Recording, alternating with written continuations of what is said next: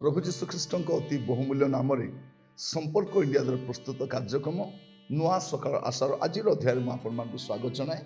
प्रभु आपण प्रत्येक को बाहुल्य रूप आशीर्वाद करूँ। आपण नियमित आम कार्यक्रम देखुवर मुझे धन्यवाद जनाए। दयाकोरी आपण प्रार्थना करुवे आपण सुचिंतित मतामत आपण प्रदान करेंगे। प्रभु आपण आशीर्वाद करूँ। आज जो प्रसंग में प्रभु वाक्य आलोचना करवा आलोच्य प्रसंग होची प्रार्थनार उत्तर आसीबो। प्रार्थनार उत्तर आसीबो। बाइबल रो परमेश्वर प्रार्थना श्रवणकारी परमेश्वर से प्रार्थना उत्तरदाता अटंती। से प्रार्थनार उत्तर दियंती। किंतु बेले बेले आमे कौन हो जे आम समय रे उत्तर आसे ना, आम तरीका आसे ना, आमे जे भली भाबुतबो से भली आसी न थाए। किंतु प्रार्थनार उत्तर तो आसीबो। आपण जदि मस्त देखिबे यात्रा पुस्तक 33 अध्याय 18 पद लिखा जाए, पुणी से कहिले विनय करुअछि तुम्हें मते अपना महिमा देखाओ। ये आम देखू जे मूसा सदाप्रभु परमेश्वर को कहते तुम्हें मते अपना महिमा देखाओ। खाली आपण मते ए मेघरे कथा होचंती, मु रोब शुणुछि, आपण आम सहित गमन करुछंती, किंतु मु आपण को देखि पारु नै। मते टिके देखाओ प्रभु, आपणकर महिमा मते टिके देखाओ। प्रभु कौन बोली कहउछंती 20 पद देखिबे, से आहुरी कहिले तुमे आमर मुख देखि पारिबो नाही, कारण मनुष्य आंभ को देखिले बचिबो नाही। प्रभु मूसा को कह, मूसा तुम्हें मते देखिबा पई चाहछ, ठीक कथा, तुम प्रार्थना मते ठीक अछि, किंतु मनुष्य आंबको देखिले बंचिबो नाही। एई कथा प्रभु मूसा को कहिले। आ मूसा परमेश्वर को न देखी से मरिगले। एपरिकी जो देश को लोक मान को कढ़े नौते से सेठी भी जाई ना, पर्वत उपरे प्रभु तांको ठिया करे कहिले सेई स्थानटा मु प्रतिज्ञात स्थान मु अपना लोक मान को देवा पई जाउछि, जोठी तुमे नेबा पई चाहुथिलो लोक मान को। मूसाकर मृत्यु भगले, मूसाकर प्रार्थना रही गला। से जो प्रार्थना करथिले प्रभु आपनको महिमा मते देखाओ, आ परमेश्वर से अपनार महिमा न देखे कि प्रार्थनार उत्तर न आसिला भले हमको लागुछि। तो या भितरे आपण भाबी पारंती जे प्रभु मूसाकर प्रार्थनार उत्तर तो देई नाहंती। जदि आपण देखिबे लुकलिखित सुसमाचार तार 9 अध्याय तार 30-31 पद देखिबे। लुक लिखित सुसमाचार 9 अध्याय 30-31 लिखा जाउछि, आ देखो मूसा और एलियो एई दुई व्यक्ति तांको सहित कथावार्ता करबाक लागिले। से माने गौरवर दर्शन देई जेरूसालेम रे जो महा प्रस्थान करने को उद्यत थिले से विषय कहूथिले। ता तले आमे 32 पद पढ़ले जानि परिबा, से पितर और ताहांको संगी माने निद्रा रे भाराक्रांत थिले, किंतु से माने संपूर्ण रूपे जागृत हुंते ताहांको गौरव और ताहांको सहित ठिया होइथिबा ए दुई व्यक्ति को देखिले। एबे से जो कहले प्रभु आपनार महिमा देखाओ, आपनार गौरव देखाओ, आपण को मु देखिबा पई चाहे, से दिन प्रभु उत्तर देई नाहंती। किंतु आमे देखुछु एठी मूसा आसीछंती आ प्रभु यीशु को से दर्शन करूछंती। से दिन से प्रार्थना करथिले प्रभु मु आपण को देखिबा पई चाहे, किंतु एठी मूसा आसी तांकर दर्शन करूछंती, गौरवर दर्शन करूछंती।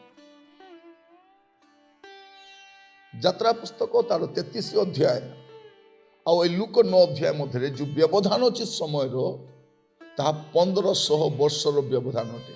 ବାଇବଲ ପଣ୍ଡିତ ମାନେ କୁହନ୍ତି 1500 ବର୍ଷର ବ୍ୟବଧାନ। ମାନେ ମୁଁ କହିବା ପାଇଁ ଚାହେଁ, ଇଭେନ୍ ପ୍ରଭୁ 1500 ବର୍ଷ ପରେ ମଧ୍ୟ ଉତ୍ତର ଦିଅନ୍ତି ଆପଣଙ୍କ ପୁଅ ଝିଅ ପାଇଁ, ଆପଣଙ୍କ ଦେଶ ପାଇଁ, ଆପଣଙ୍କ ସମାଜ ପାଇଁ, ଆପଣଙ୍କ ମଣ୍ଡଳୀ ପାଇଁ। ଆପଣ ଯାହା ଯାହା ପ୍ରାର୍ଥନା କରିଛନ୍ତି ତାର ଉତ୍ତର ଦିନେ ନା ଦିନେ ଆସିବ। ଆଜିର ପ୍ରସଙ୍ଗ, ପ୍ରାର୍ଥନାର ଉତ୍ତର ଆସିବ। ପରମେଶ୍ୱର ପ୍ରାର୍ଥନାର ଉତ୍ତର ଦିଅନ୍ତି। ବେଳେବେଳେ ଆପଣଙ୍କୁ ଲାଗିପାରେ ଯେ ବହୁତ ସମୟ ପ୍ରଭୁ ନେଉଛନ୍ତି ଆଉ ସେ ମୋତେ ପ୍ରାର୍ଥନାର ଉତ୍ତର ଦେଉନାହାନ୍ତି। ଆପଣ ଯଦି ଦେଖିବେ, ହବକୁକ ମଧ୍ୟ ସେୟା ଭାବୁଥିଲେ। ହବକୁକ ଭବିଷ୍ୟତ ବକ୍ତାଙ୍କ ପୁସ୍ତକରେ ଦେଖିବେ, ତାର ପ୍ରଥମ ଅଧ୍ୟାୟର 2 ପଦ, ହେ ସଦାପ୍ରଭୁ, ମୁଁ କେତେ କାଳ ଆର୍ତ୍ତନାଦ କରିବି ଆଉ ତୁମେ ଶୁଣିବ ନାହିଁ? ମୁଁ ଦୈରାତ୍ମ୍ୟ ବିଷୟରେ ତୁମ ନିକଟରେ ଆର୍ତ୍ତନାଦ କରିବି ଓ ତୁମେ ଉଦ୍ଧାର କରିବ ନାହିଁ। ସେ କହୁଛି, ପ୍ରଭୁ କେତେ କାଳ ମୁଁ ଆର୍ତ୍ତନାଦ କରିବି, ମୁଁ କେତେ କାଳ କାନ୍ଦିବି ପ୍ରଭୁ, ମୁଁ କେତେ କାଳ ପ୍ରଭୁ, କେତେ କାଳ। କାରଣ ଦୁଃଖ କଷ୍ଟର ସମୟ କାଳ ଭଳିଆ ଲାଗେ, କେତେ କାଳ। କିନ୍ତୁ ଗୋଟେ ସମୟ ଆସୁଛି, ସେ ନିଜେ କ'ଣ ବୋଲି କହୁଛନ୍ତି। ଆପଣ ଯଦି ଦେଖିବେ 2 ପର୍ବ ତାର 2 ପଦରେ, ଅନନ୍ତର ସଦାପ୍ରଭୁ ମୋତେ ଉତ୍ତର ଦେଇ କହିଲେ। ସେ କ'ଣ କହୁଛନ୍ତି? ସଦାପ୍ରଭୁ ମୋତେ ଉତ୍ତର ଦେଲେ। ସେ ଆଗରୁ କହୁଛନ୍ତି କେତେ କାଳ।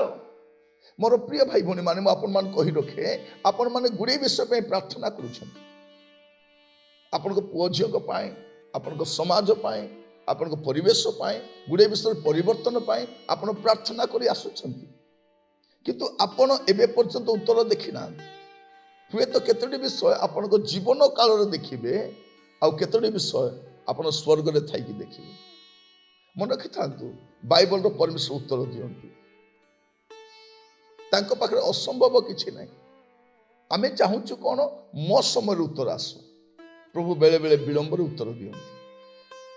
ପ୍ରଭୁଙ୍କ ଉତ୍ତର ଦେବେ 4 ପ୍ରକାର ଆପଣ ଦେଖିବେ। ତାଙ୍କ ଉତ୍ତର ଦେଲା ବେଳକୁ ବେଳେବେଳେ ସେ ହଠାତ୍ ଉତ୍ତର ଦେଇ ଦିଅନ୍ତି। ଆପଣ ପ୍ରାର୍ଥନା କରିଥିବେ, ତୁରନ୍ତ ସେ କାମ ହେଇଯାଇଥିବ। ଆପଣ ଭାବିବେ, ଆରେ ମୁଁ ତ ଅବି ପ୍ରାର୍ଥନା କଲି, କିଛି ଦିନ ପୂର୍ବରୁ ପ୍ରାର୍ଥନା କଲି, ସାଙ୍ଗେ ସାଙ୍ଗେ ଉତ୍ତର ଆସିଗଲା।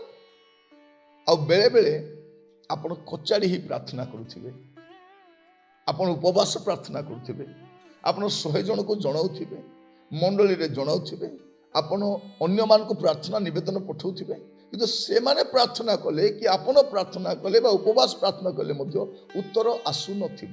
କାରଣ ପରମେଶ୍ୱର ବେଳେବେଳେ କେତେଟା ବିଷୟ ଉତ୍ତର ଦେବା ପାଇଁ ଚାହାନ୍ତି ନାହିଁ, ଯାହା ଆମକୁ ଦରକାର ନାହିଁ, ସେ ଦିଅନ୍ତି ନାହିଁ। କାରଣ ଆପଣ ନିଜ ବିଷୟରେ ଯେତିକି ଜାଣିଛନ୍ତି ତାଠାରୁ ପ୍ରଭୁ ଅଧିକ ଜାଣିଛନ୍ତି, ଉତ୍ତର ଦିଅନ୍ତି ନାହିଁ। ବେଳେବେଳେ କ'ଣ କୁହନ୍ତି? ଅପେକ୍ଷା କରିବା ପାଇଁ କୁହନ୍ତି।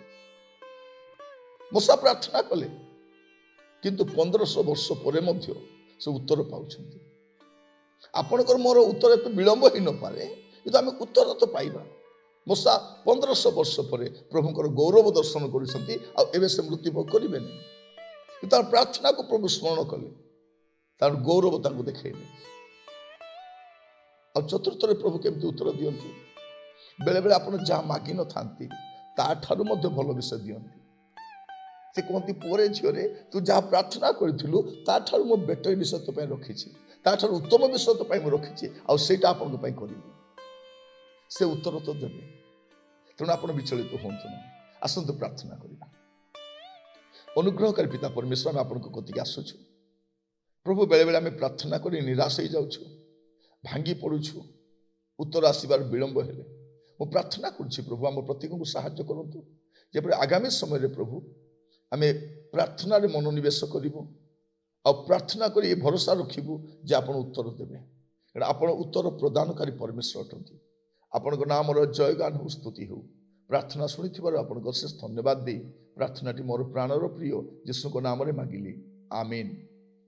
ପ୍ରଭୁ ଆପଣମାନଙ୍କୁ ପ୍ରତ୍ୟେକଙ୍କୁ ବାହୁଲ୍ୟ ରୂପେ ଆଶୀର୍ବାଦ କରନ୍ତୁ। ପ୍ରଭୁ ଅନୁଗ୍ରହ କଲେ ଆସନ୍ତାକାଲି ନୂଆ ଅଧ୍ୟାୟରେ ଜଡ଼ିତ ହେବା। ବିଦାୟ ଦିଅନ୍ତୁ। ନମସ୍କାର।